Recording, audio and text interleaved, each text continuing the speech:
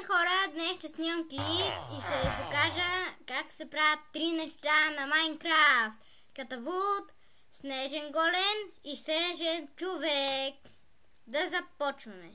Първо, снежен човек. Така, взимате първо сняг, хвате така 2 блокчета и една незапалена тиквена глава. И ето, имате хубав, добър снежен човек. Той може да ходи. Така. Снежен голем. Правите ел така. С айрон блокове. И накрая една запалена тиква. Тън-тън! Ето. Получите снежен голем. Той може да ви защитава дома и приятелите ви. Така, стига не го биете, защото може и вас да ви убие. Така, сега ще ви покажа как се прави катапулт. Така, взимате такива блокчета. Така.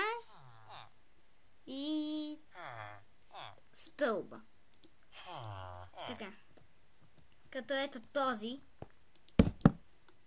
И чакай сега си сложа заряд. Така.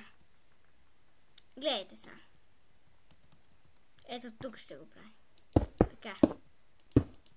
Правите ето това блокче така.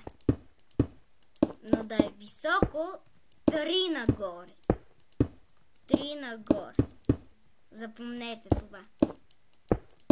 Ето толкова да е високо.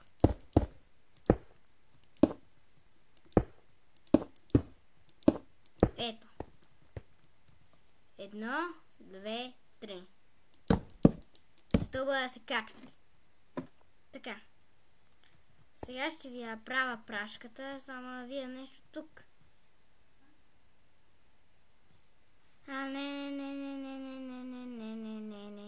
Не беше така.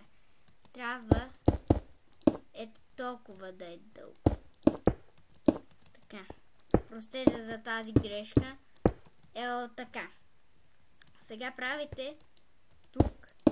Ето така. И ви е готово. Така. И вижте сега как може да стреля.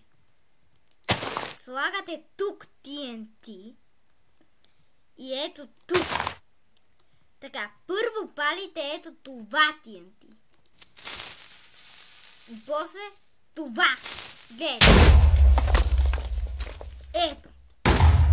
Видяхте ли как се получава? Хора, дано съм ви помогнал с някои неща за Майнкрафт. Ако съм ви помогнал, дигайте палци надолу, нагоре. Ако не съм ви помогнал, дигайте палци надолу. Довиждане!